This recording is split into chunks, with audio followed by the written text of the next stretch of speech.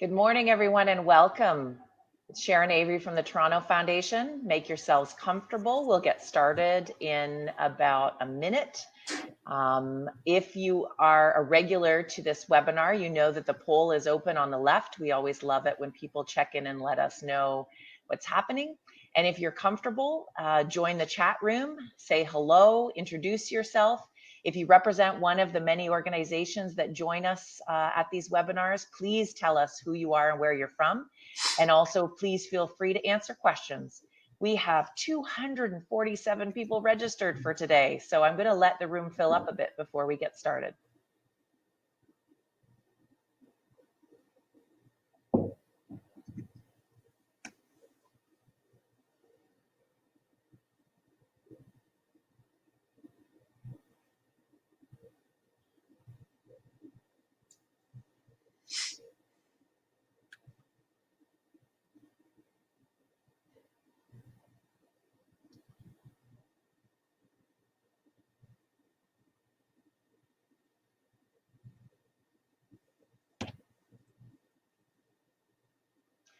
Good morning, everyone. It's Sharon Avery from the Toronto Foundation. The room is filling up fast. Make sure you open up your chat line and greet your fellow Torontonians and the community we have gathering here today to talk about precarious housing, homelessness, and COVID-19. We're going to get started in about 30 seconds. Make sure you also take our poll. It's in the bar on the right with the red dot, and just let us know who's here.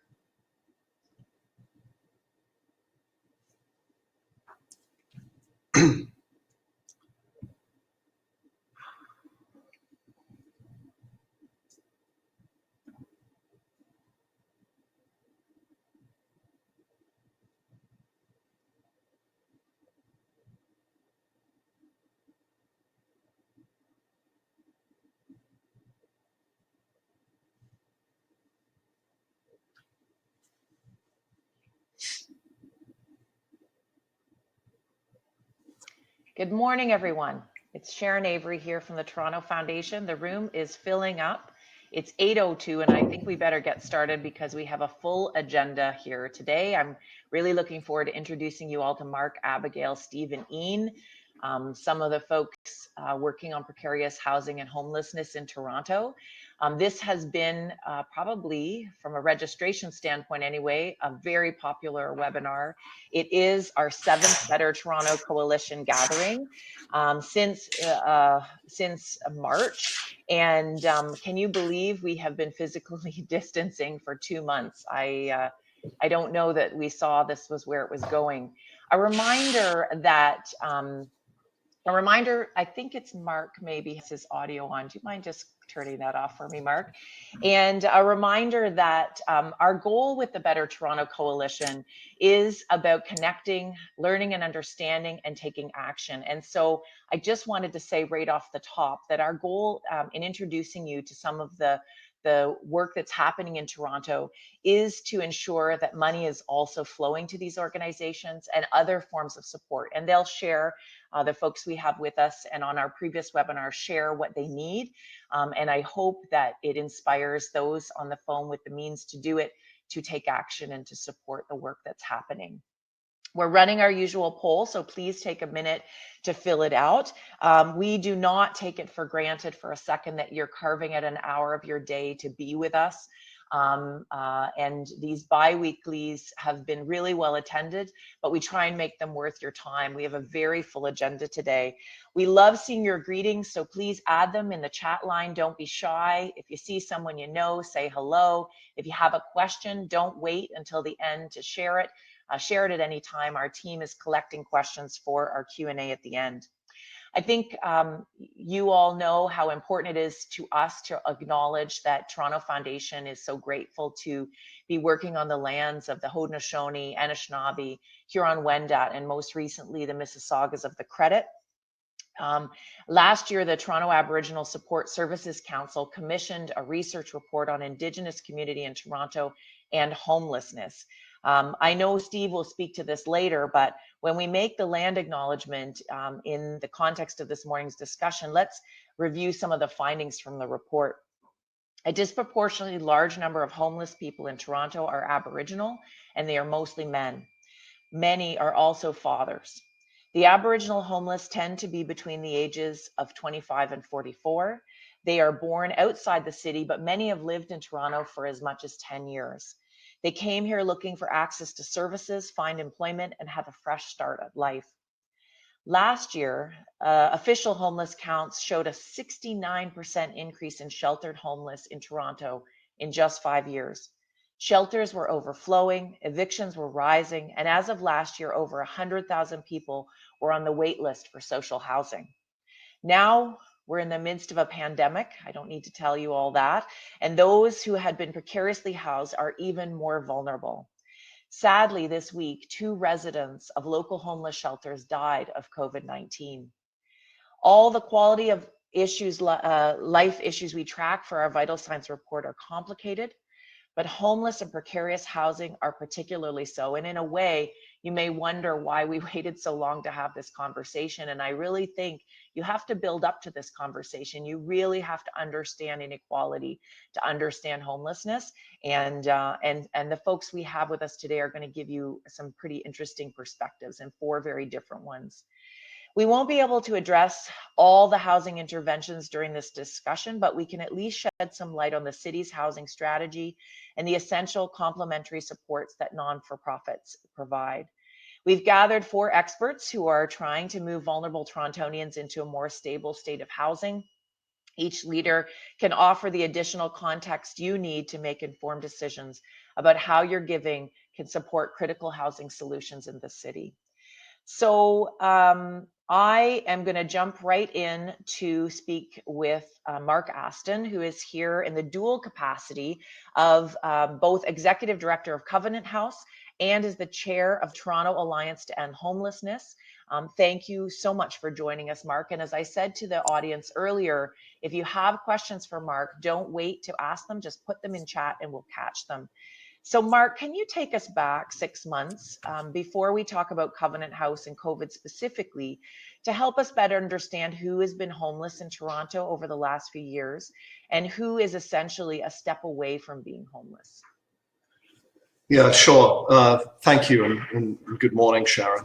Well, you know, on any given night in Toronto, there are probably in excess of 10,000 people who are experiencing homelessness in a very direct sense, absolute homelessness. So either on the street, residing in places that aren't meant for human habitation, or in the shelter or respite system.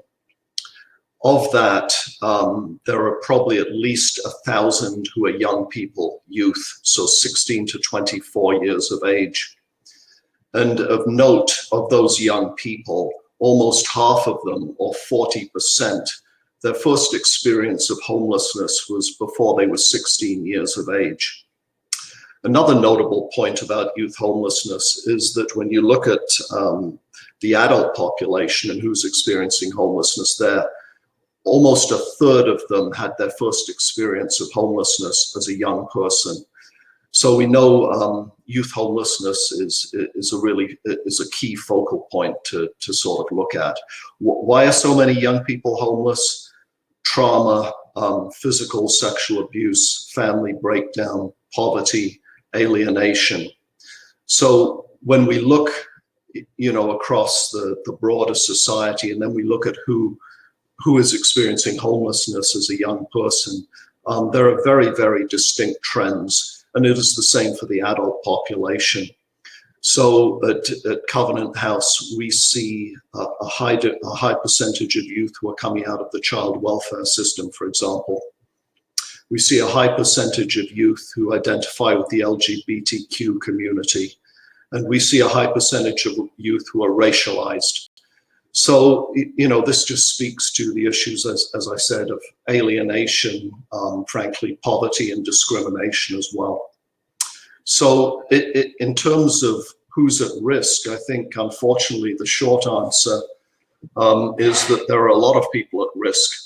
And there are a lot of people at risk because there are many different contributing factors. Just very quickly, There are structural factors such as, the unemployment rate or the availability and affordability of housing. There are systemic issues. I mentioned the fact that unfortunately, many young people graduate out of the child welfare system into homelessness. There's also the criminal justice system. So we're talking about systems that either need improvement or that don't link well to other systems. And then, of course, there are personal issues. That can be anything from mental health, as I said, trauma experienced as a young person, acquired brain injury, cognitive and intellectual disabilities. So when you bring a combination of these factors together, this is what causes homelessness. So again, I would reiterate, unfortunately, there are many people who are at imminent risk of homelessness in our city today. And I think you've kind of made my point of the complexity of the issue and the layers. I think we see a lot of funders want to get into the space, but hesitate and are a bit daunted, and I understand why. So talk about what Covenant House services look like now, and what would additional support help you to provide 6 months down the road. We've been talking a lot about what does recovery look like. I don't know what recovery looks like for you, but even just sustaining for the next 6 months, what is that? What are your needs? Sure. Well, just very quickly, Covenant House is Canada's largest agency serving homeless, trafficked, and at-risk youth. And really, the overriding objective of our organization is to really unleash or ignite the potential of young people that we all know is there. And we do that by really focusing our services around individual need, recognizing that every young person who comes through our doors is important, and that we need to treat everybody with absolute respect and build an individual plan that's based on their needs. So that's really the approach at Covenant House. Emergency supports when you're dealing with homelessness are obviously important. But I think we want to focus as well, and we need to focus on long-term solutions that will end homelessness and that will also help rebuild lives. So just quickly at Covenant House, for example, we have a rites of passage program that is a transitional housing program that supports young people to work, volunteer, or go to school 30 hours a week. There is a trusteeship program that helps them to save money. We have a community apartment program with youth and transition workers that's sort of staged to happen after that and helps young people to move out into the community to more independent lifestyles. Employment and training partnerships with businesses is another example. We do a lot of work in terms of preparing young people to move into the hospitality sector. And finally, I would mention a family and natural supports program that is really focused on rebuilding the circles of support that people need in their communities. So it would be looking at rebuilding young people's connection to family, extended family, friends, schools, and other aspects of the community. So you're really moving their locus or their focus of support from the homeless service system to more natural support systems within a community. In terms of what we need, as you mentioned, Sharon, the COVID crisis has created a lot of consternation, anxiety, and frankly, it's piled trauma on top of trauma for young people. So, I mean, in the immediate, there is need for additional mental health counseling and individual support. Many youth are struggling with that. They're struggling with the isolation that comes from the restrictions and the lockdown that are in place. People have lost jobs and so forth. So the area of mental health supports and mental health counseling is something Covenant House is looking at and needs. I would say a little further down the road, sort of 3 to 6 months, but maybe not even that far down the road. We're really looking to realize more partnerships with business to access and bring online more affordable housing units. Covenant House currently has those partnerships with groups like Daniels Corporation and CAP REIT, but we really need to make more affordable and supportive housing options available to young people. So those are a couple of examples. That's great, and so important. I'm going to transition now to Steve. Thank you, Mark, so much, and we'll come back to you in a minute. Steve Teekens is the Executive Director.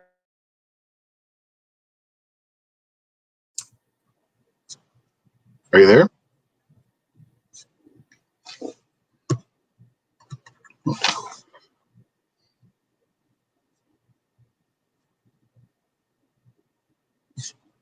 Oh, I'm having technical difficulties. I can't hear a thing. Oh, there we go.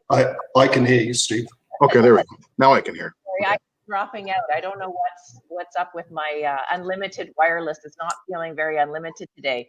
So Steve, talk to us about how your organization is serving the housing needs of the Indigenous community pre-COVID, and then what does it look like today? Okay. Well, good morning, everyone. I guess, NamiRes, we offer a fairly wide continuum of care for Indigenous men that come to the city of Toronto who find themselves either homeless or precariously housed.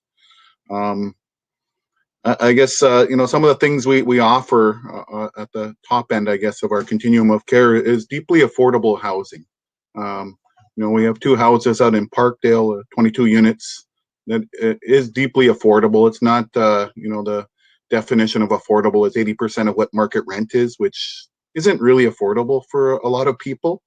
And then we also have 2 units, 2 houses, that we opened up in Cabbagetown area just last June, which is, another 16 units of deeply affordable housing.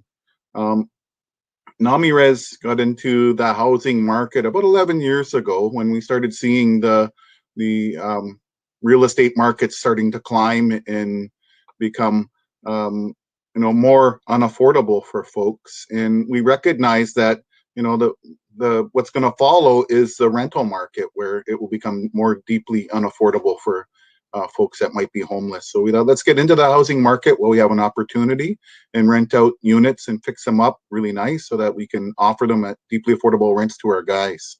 So that's what NamiRes has been doing for the last that's 11 years now. In addition to that, NamiRes also offers 2 shelter services. So we have NamiRes, Native Men's Residence, our original shelter, which started 35 years ago, and it's 71 beds. In addition to that, we have a transitional shelter called Sagate, and that's 25 beds, and 5 of which of those beds are for men coming out of federal corrections that are out on parole. And these are for men that want to transition back into society and do so in a way that they won't go back to jail for various reasons. So also we have our Streets to Homes program, which was I believe the first Housing First program in all of Canada to work with homeless people, and instead of offering them blankets and sleeping bags and things like that would prolong their issues of homelessness, instead we offered housing first, because we see housing first as a human right, and that everybody has a right to be housed in a nice setting and in a place of their choice. So in addition to that, NamiRes also administers rental subsidies for our guys, where we top up the rent that would be otherwise unaffordable for them in the regular market rent field out there in the city. So we take care of a lot of housing needs for our guys, and even with COVID, we're still doing all of those things. We haven't stopped just because of COVID, and we're doing things very differently these days. But that's basically, in a nutshell, all the housing services that we provide to our guys that are experiencing homelessness. I want to reinforce for those in the room what I heard there is, I often hear from funders, oh, well, if I haven't heard of an organization, how can I trust giving to it? Mhm. And if you heard there, two things stood out for me. One, 35 years of experience in this space, and first in a housing first strategy. So often we see the organizations we support as the sort of most innovative, living on shoestring budgets, makes our organization some of the most innovative in the country. And this is one of them. I'm just so glad to have you on here, Steve. So Steve, tell me, which clients do you worry about most?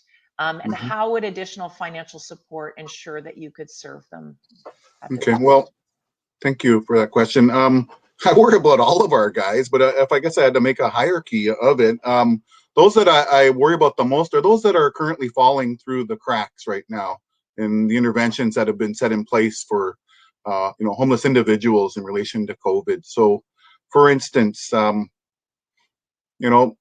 at our shelter at Nami Res, we've had COVID. We've experienced it.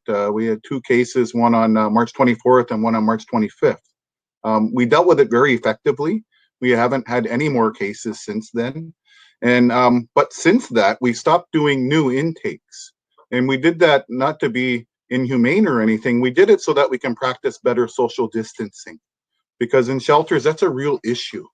Um, at our Namira shelter, the 71 beds, when we had the two cases, instead of at that time, we didn't have hotels available to us. None were ever offered to us until much, much later.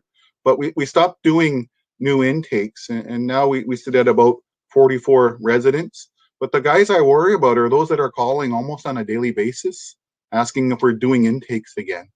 I know the city implemented things for folks that are sleeping outdoors and camping in tents. But in order to be eligible for those programs, you have to have been homeless for at least 4 months. And the rental units that the city acquired for those folks, it's already full and they have a waiting list. Our guys wouldn't have qualified for those things anyway, because for many of them, they haven't been sleeping outside for longer than 4 months. So they're slipping through the cracks. The other ones that I really worry about are the folks that we work with through our mental health program that we created called Minno Kanagoan. And our staff, when we had COVID and earlier on when we implemented our pandemic plan, we told our staff, no more face-to-face contacts unless you're social distancing with clients. We encourage you to reach out to them online. We encourage you to, if you have to bring little aid packages to them or grocery cards, that you do it in a way that you're safe. So we drastically had to change the way we do things. And some of the folks that are falling through the cracks in that area are the guys with severe mental health issues that are, not housed, and they're not able to come into our building and seek services. We have to do things in a very creative way. And often these guys, they're taking risks that, are not good during a pandemic, and I worry greatly about them. So those are some of the folks falling through the cracks. And then I guess some of the other folks in our housing, I know we have a few of those who are having a difficult time dealing with COVID, like many of us would be. And, we try to reach out to them and be available to them over the phone and try to be supportive in that way. It's really difficult. I know we offer a range of cultural supports, but when the World Health Organization declared us a pandemic, we looked at our staffing levels and we looked at those who might be, up there in age, particularly the elder that we hired, who was a great cultural support to our guys. And, we told them, hey, stay home, don't come in. We don't want you to get sick, right? We're worried about your well-being and your health, and have risk factors related to COVID. So please stay home so that we can, utilize your services when this is all over. So we don't have those cultural supports anymore. Another thing too is we used to have weekly sweat lodge ceremonies, which is extremely helpful to our guys. I know I have a friend that's a psychologist, and she says one sweat lodge ceremony can be the equivalent of 4 psychotherapy sessions. So this was a huge resource our guys would rely on a weekly basis, and now it's not available to them. So we have to find other ways to help them deal with their issues as they come up in the complexity of COVID. It's been a regular comment from our Indigenous-led organizations, the value that the cultural connection brings to their mental health and physical health. And I can imagine how much more difficult it is. The other thing we've been hearing over and over again is the technological gap. Everyone's moving online, but what if you don't have a phone? What if you don't have a computer? Right. I imagine that's part of the journey. I'm going to move to Abigail Bond. Abby is the Executive Director of the Housing Secretariat at the City of Toronto. Abby, this is the first time we've had someone from the city on our webinar, and I'm so glad that you've joined us. And I think, we have a philosophy and a strong partnership with the city. I think everyone's realizing through this pandemic the complexity of working in government, but the importance of government to step in these times. So thank you for giving us an hour this morning. Yeah, so talk great. to us, Abby, about the overview of the city's housing strategy pre-COVID, and then tell us how the strategy has shifted. Well, thank you for the invitation to join this morning. It's been fascinating so far, and I'm looking forward to the questions as well. So the city recently had a new housing strategy approved in December, and that was on the back of significant consultation. And one of the things that came out loud and clear during that consultation was how many people in the city just feel stuck in terms of their housing. We've heard this morning already about people experiencing homelessness, young people, our Indigenous neighbours, but really there are many people. And so the housing strategy was designed to be comprehensive in nature and touch on many different points on the housing continuum, from responses to homelessness, which includes supportive housing. So there's a target of 18,000 new supportive homes to be delivered in the city within the next 10 years. But that's part of a much larger approach to deliver 40,000 new affordable homes. So it really recognizes that just a general lack of new affordable rental is one of our most significant challenges that we're facing right now. And the strategy is a collection of actions that the city can take, but really in partnership with many of the organizations that you have here today, and also other levels of government. The second part of your question was what's changed. Well, if we didn't know how important having a home was before, I think we all do now. Like if you don't have a front door that you can close right now, then you can't self-isolate. And as we've heard, physical distancing is incredibly difficult in living arrangements where you're sharing with other people, whether that's a shelter or wherever. So it's really important for us to accelerate our plan, our housing plan. Many of the things we see in there are still valid, that they still need to be done, and actually there's a sense of urgency about delivering them now more than ever. What's working, and where is there room for improvement, Abby? So in the last few months, we've really, as a team at the city, we've really tried to focus on, as a housing team, focus on how can we get more housing supply delivered quickly. We have many colleagues at the city who are working on those physical distancing efforts in shelters and as part of that emergency response. But we don't want it just to be about the emergency. We want to pivot towards a much more longer term strategy around housing. And so as part of that, we managed to work to get to council a few weeks ago with our Modular supportive housing pilot. So the first 110 homes, which we're aiming to be delivered by in September of this year, closely followed by another 140.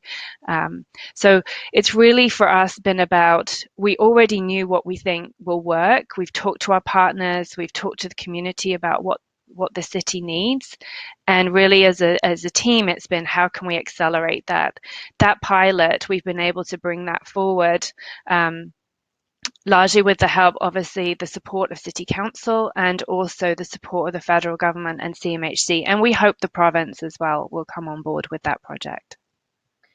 So beyond partnership with other levels of government, what support does the city need from residents to ensure a successful affordable housing strategy becomes a reality in Toronto?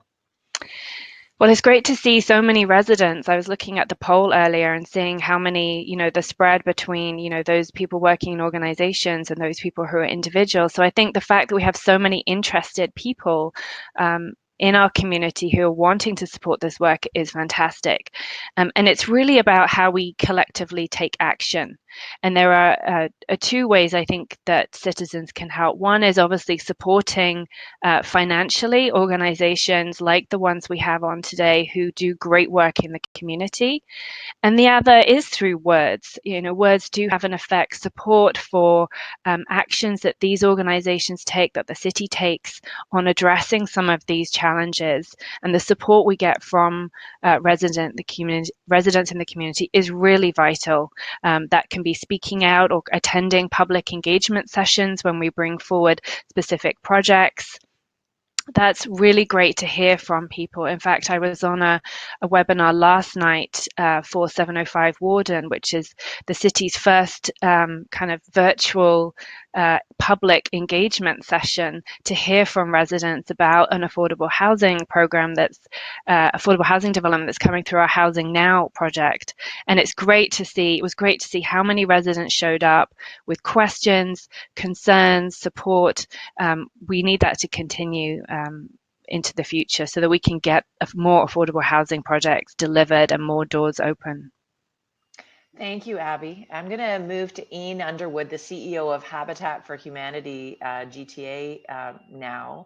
And everyone on this call has heard me, but probably Ene more than anyone else, talk about the how long it has taken me, who is marinating in the city on a regular basis, to understand the complexity of the housing continuum. That the crisis has many issues to it, and Habitat is an organization Toronto Foundation has supported in a unique way through impact investing. And so Ene and I go back a ways, and I'm so glad to have you on today, Ene. We have heard about some of the housing supports for the homeless and precariously housed.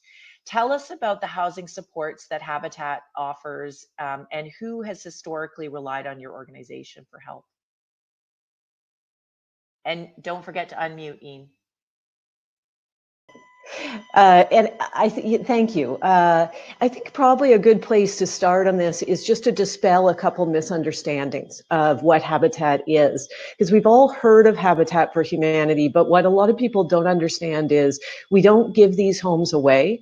This is a partnership model, as Abby referred to. It's a partnership model that mobilizes that community involvement that Abby was referring to. So the people that we work with are actually people that are part of all of our lives every day, of making our lives work, but we don't naturally think of them as being precariously housed and needing support for housing. So what I mean by that is these are the people that are serving us in law, that are behind the cash register in Loblaws. These are the people that are in long-term care homes right now as personal service workers. They are packing e-commerce packages in distribution centers. They're in the FedEx truck delivering them to our home. They're in the restaurant cooking the meal that we order for dinner tonight. But they are working, but they are lower income, critical parts of our communities and our economy, and they are struggling to raise their children under often really terrible conditions. And let me give you an example of that. So a couple of years ago, I met a family. The mom and dad were Amrit and Dani. They came from Mauritius about 8 years ago, seeking a better life for their children.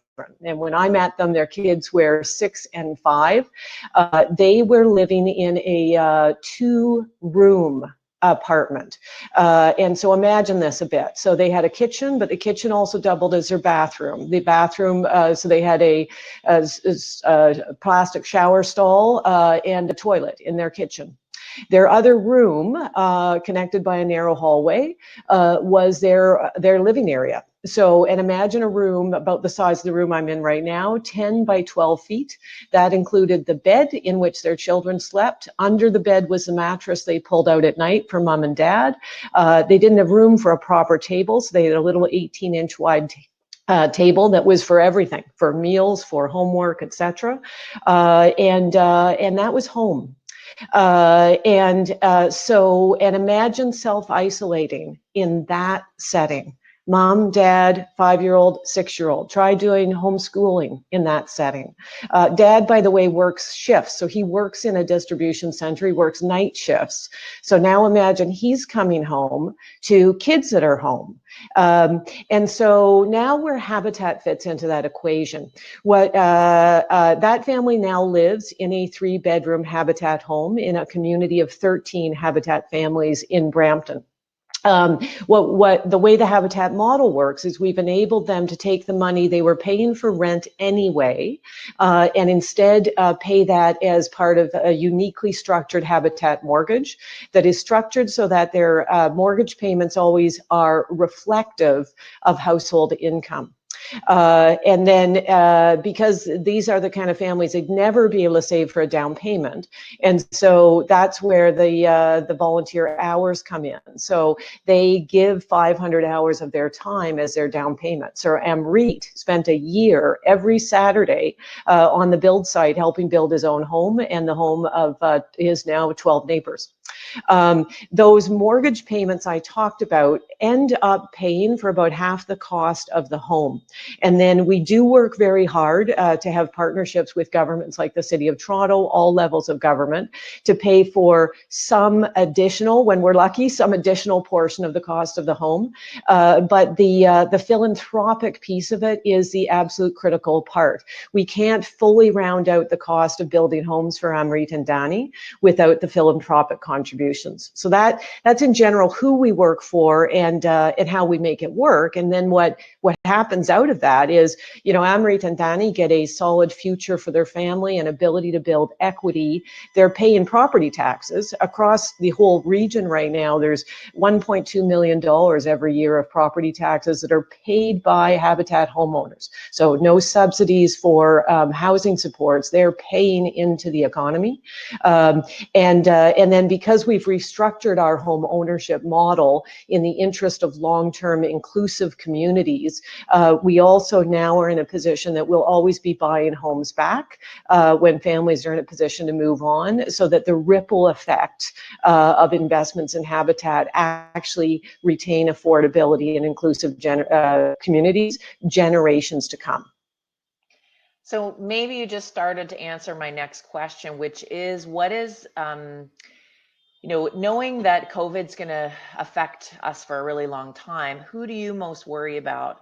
And how would additional support help you cater to the most vulnerable in your client group? Yeah, and I think as I probably have signaled in my first response, because I do worry about this part of our society, right? That, and COVID has reminded us of our essential workers, many of whom are lower income. And so we see those, we're grateful, we bang our pots and pans in thanks to these essential workers, but we don't always appreciate what they're going home to. And the mental health, for last week's commentary, the mental health stressors they are under because of what home is for them. So, the reality I think that we're all settling into is there's going to be a lot of phases of the impact of COVID. And probably over years to come. We probably will enter some form of a recession that will increase homelessness. It will increase joblessness, reliance on food banks, mental health challenges. So we get concerned that kind of all the government money will run in that direction and all the philanthropic money will run in that direction. And while that's important, the notion of balance and making sure we're also investing in these families that are critical to our economy Abby opened by talking about the importance of a continuum of housing. And so we experience that because you can tell we're at the end of the continuum, but the families we're working with have moved in many cases all the way through that continuum. So we have a woman, Yandira, single mom, left a very difficult marriage for a better life for her children, started in a rental situation with, quite honestly, an abusive landlord that wouldn't repair things, that would turn the power and the hot water off. And so eventually that got so unbearable, she moved her family into the Red Door shelter. Got great support from the Red Deer shelter, was able to then save money for a first and last payment of a better rental accommodation. But then when she got there, that it was a better accommodation, but unaffordable. She was paying 45% of her income on the accommodation.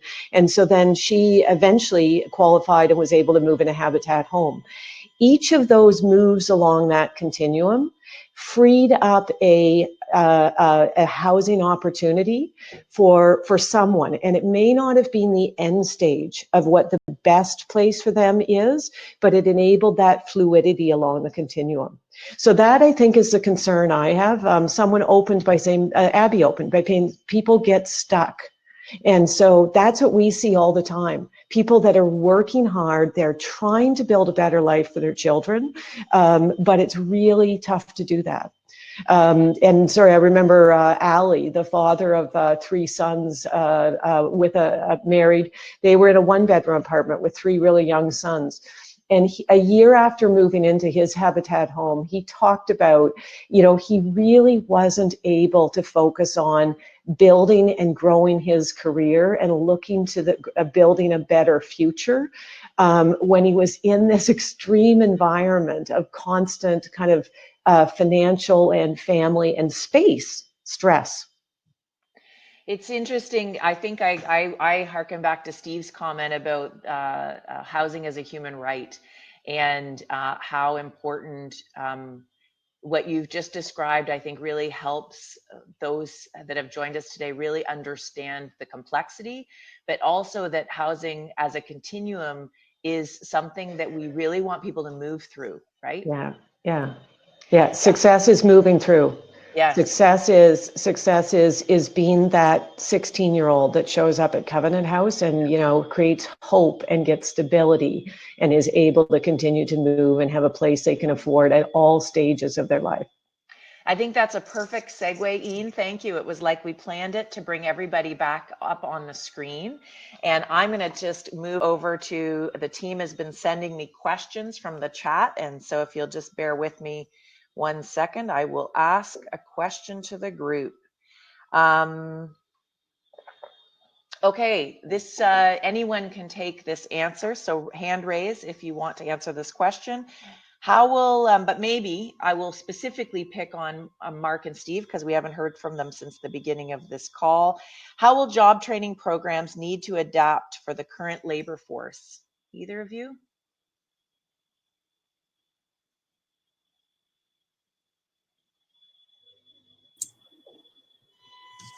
Yeah, thanks. I think key. I think is look, particularly when I'm focusing on young people, is survival jobs can be important. Obviously, people need to pay rent. We've had many stories at Covenant House recently of young people losing those types of jobs and, subsequently having difficulties with their rent. I think, not to digress, but some months down the road, we're likely to see a spike in homelessness because of these macro factors. But to your point, I think, the notion of career ladder is really important for anybody. And that involves career planning. It could involve training, education, and really working individually with people, whether they're young or middle-aged, to look at what their aspirations are for their life. So I really think as a sector that while any job is a good job, we need to look beyond the planning for survival jobs and really look at career ladder and assisting people to sort of, integrate their own hopes and dreams for their life into the types of employment services you provide. So I think the onus of doing much of that is certainly on the social service sector, homeless serving sector. But again, we're very, very reliant on partners in this. And I would mention again, corporate partners who can provide the type of job training, apprenticeship programs, supported employment programs that are absolutely essential to build people's confidence and to give them an opportunity to develop skills. Thanks.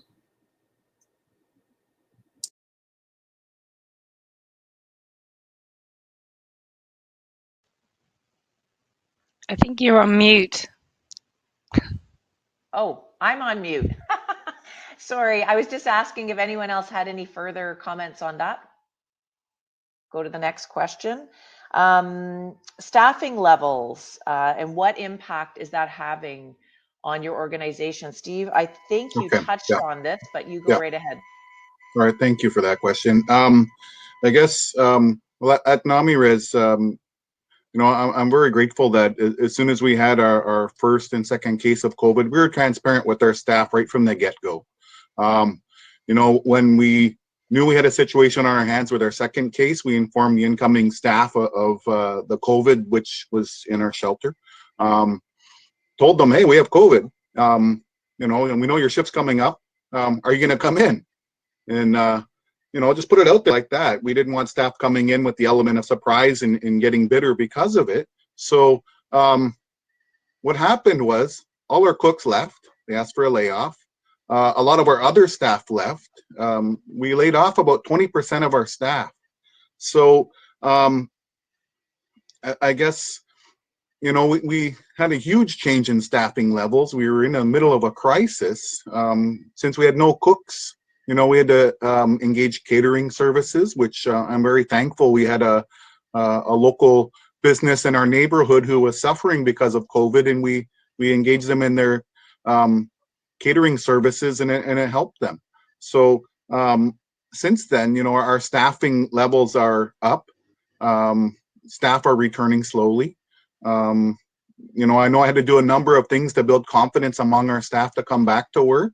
So I was very communicative with our staff throughout this whole COVID crisis. I think, when the World Health Organization declared COVID a worldwide pandemic, we had already dusted off our pandemic plan and updated it among our management team. On March 13th, we already had measures in place, such as, we stopped visitors from coming to our building. We didn't allow anyone to our shelters except for staff or residents. We went to skeleton staffing right away, so we didn't have to have a full staff complement coming into work every day when, we reduced the amount of services and the way we did things. And then I'd say about 2 weeks after having COVID and not having any more cases, I reached out to some Indigenous doctors at Inner City Health that we interface with quite regularly, and they offered to help us in any way possible. And I thought, well, maybe if you feel that we're doing some of the things right in dealing with COVID, could you please write a letter to our staff to articulate that?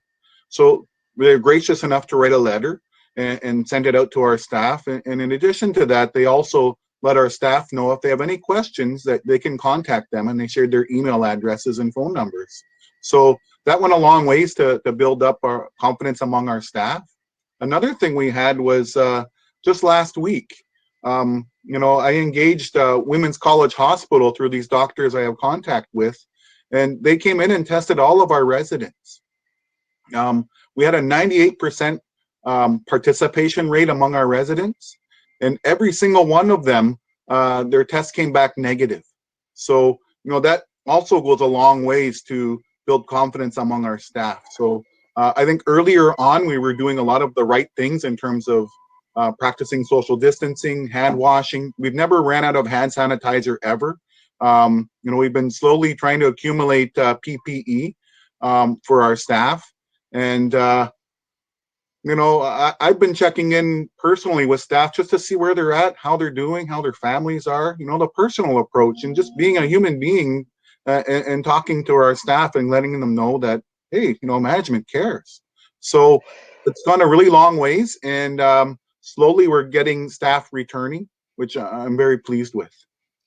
Sharon, can I, Yeah, please, sorry, I Ene, was just 'cause going to make a you've comment. had a journey on this, so go ahead, Ene. Yeah, so our situation at Habitat for Humanity is unique in the sense that, as people may or may not be aware, we do not receive any government funding for our operations. We don't receive United Way funding. So what drives our operations and our payroll is our restores, and people may or may not have heard of them. They're selling, donated home renovation products, home furniture, etc. But you can imagine what that meant for us. We run 13 of these stores throughout the GTA. We had to close all those stores. And so, initially, like everyone else, we weren't sure what we were getting into. So we kind of committed to all of our staff. We're going to keep everyone on payroll for a couple of weeks. After that, it became clear that the responsible thing to do, because we didn't have revenues coming in the door, was to put 90% of our staff on temporary layoff. So that was a super hard Zoom conversation to have with 120 staff. But what's been impressive is just, how much staff have been right, but how can I help anyway? And as we've been high touch, just like Steve said, it's critical during these times. So we have weekly Zoom calls with all of our staff. We've had 25 different bulletins that go out to them about how can we help you, how can we support. We're now being able to bring our staff back because we're doing we got an e-commerce launch of our restores, and now we're starting to be able to open our stores again for touchless shopping. But that's a different version of just how it's affected kind of a charity. In our case, a lot of layoffs. Also affects our volunteers, and that's true with many charities. And so many of our volunteers are, yeah, but how can I help? How can I help? We have a volunteer that cleaned out his garage, asked us to deliver materials for kind of a playhouse project that we've started, and said, I'm cleaning out my garage. I'm going to keep cutting out the forms for playhouses in my garage. So it's all this wonderful innovation in a time of COVID. I love it. I have a question. We touched on homelessness at the beginning, but a question about folks that are living on the streets right now, living in tents, and what the plans look like for helping them find housing through this time. Does anyone have something to contribute on that one? Well, I know, at NAMI we have several housing workers and follow-up workers that will follow up with people once they're housed to ensure that they stay housed. I find it really incredible that, through this COVID crisis, we were able to house 6 people through this. And it's got to be really incredible times to try to find housing and from being homeless to getting housed. For the people living in tents, it's very difficult times for those folks in trying to get housed. I know the city has come up with some very quick interventions to give them temporary housing, so at least they're not on the street. But the demand for those services is so great that they have a waiting list already. So with our staff, we just continue to go out on the streets 5 days a week and seek out those homeless individuals that are sleeping rough and sleeping outdoors, and maintaining contact with them and trying to engage them to offer housing as an option. Our housing workers are constantly, engaging various landlords and trying to create opportunities for our guys. So that work still continues. It just continues in a very different way than it used to. It's Abby here. Can I add a little bit to that? So obviously the city has been trying to find options inside for people, leasing hotel space, etc. And that is really critical to provide people a place to come inside. I just wanted to kind of touch on some of the things that Mark said earlier on about the different parts of homelessness and how we need to respond to all of them to be successful. And I think it really shows up during any kind of outreach process. So he talked about structural issues. So obviously we need a place for people to go. People need a home so that they can actually move into that. Now that could be, say, a new modular home that will open, say, in September, or it could be access through a rent subsidy, as Steve mentioned, into a landlord, an existing rental unit. The systemic issues need to be addressed. So anyone who's doing outreach or providing services needs to do so, or is doing so in a trauma-informed way.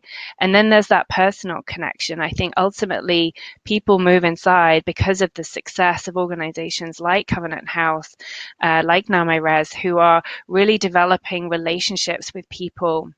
And it's that trust that's developed one-on-one between an individual who's living outside or in a precarious housing situation and the outreach worker that enables them to actually take that move and move into a home. So it's a complicated issue, but there is a lot of success out there in terms of the way to do it. And so we just hope that we're able to get more funding, that we're able to find additional hotel spaces, but ultimately pivot to something that's more permanent for people, because that's what people really need. Thank you. Could I make a quick comment? Absolutely. I just want to follow on with what has been said, but particularly with regards to housing, I think, and the immediate options that we have. People are in encampments because they really have no other choice. In most cases, there is no housing option for them, and the shelter system is often full or very close to full. In other cases, because of people's vulnerability, they just can't live in the type of environment that is shared dormitory style accommodation that is quite prevalent in the adult shelter system. So to follow up on what Abby was saying, we have an option, we have an opportunity here, which is modular housing.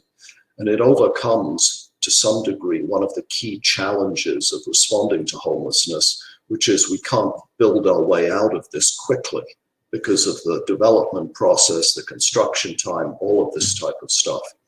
Modular housing, if you've got the site and it's planned, can be built in 3 months. So you can build a 50, 60 unit building in 3 months. The city's committed to 250 units, which is a good start. It is nowhere near enough. The Toronto Alliance is really pushing that the city, with the support of senior levels of government, needs to deliver on 1,000 modular housing units within the next 2 years. It's doable, and it will assist people who are experiencing homelessness. Steve's clients, young people at Covenant House, the adult homeless population across the board. So I'd really emphasize that we're on the right track, but we really need to ramp up what we're doing in that regard. Thank you. I can't thank all of you enough for the work that you're doing right now for Torontonians and beyond, and for us today in terms of giving us a better understanding of this complex issue. I feel like this could be a series unto itself, and that we need to come back to this over and over again. We talk a lot on this webinar about what an equitable recovery looks like, or a just recovery, and clearly housing has to be at the front of that process. And I just think certainly our philosophy is a much deeper understanding of the complexities of this issue. So thank the four of you for helping us on that journey today. And there are a few extra questions that came up in chat that we don't have time to answer, including a cheeky one about the opportunity Sidewalks departure presents us. So maybe we'll make that a conversation that we will have in the follow-up email, and get you guys to weigh in on that separately. In all seriousness though, thank you for what you're doing, and thank you for giving us an hour today. So Mark, Steve, Abby, and Ene are going to go back to their busy and complex work, and we're so grateful. I know that many of you that have been listening this morning, and it's a big crowd today, I hope you have been inspired to act. And in what I mean by act is engage in this issue. Abby gave you some great examples of the ways you can use your voice for this issue. We certainly want you to consider donating to these organizations and others that support the issues of homelessness in Toronto. I'm very happy to announce that Northleaf Capital and their employees have contributed $20,000 to the Better Toronto Coalition, which brings our fund total to $3.2 million. And we are dispersing those grants. We have another round going out this week. I think we've hit almost 70 organizations with undesignated, unrestricted gifts. These are the most flexible kinds of funds you can give, and we are encouraging others to do the same. We'd like to thank Van City Investment Bank for being the very first partner on the Better Toronto Coalition, for initiating this webinar series and supporting us technologically. Our next webinar will be Thursday, May the 28th, where we're going to talk about community culture and social cohesion. Really, really important. I think we heard actually a number of stories today of our neighbors helping each other and stepping in. And I think that we want to go deeper on that issue. I want to thank everyone. I'm clearly losing my voice this morning. So it's good that we're wrapping up, and thank everyone for giving us an hour. Please stay safe, stay healthy, and stay connected to loved ones. Thank you, everyone. Have a great day.